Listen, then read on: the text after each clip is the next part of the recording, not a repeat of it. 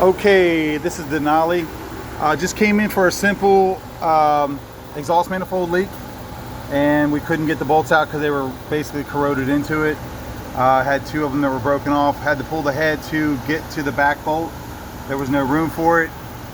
We did notice that the cylinders are corroded away and starting to eat into the block, but that's not the big part.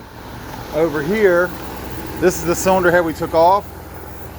You can see somebody's filled it up with what they call like block treatment or K-seal, and this is eating away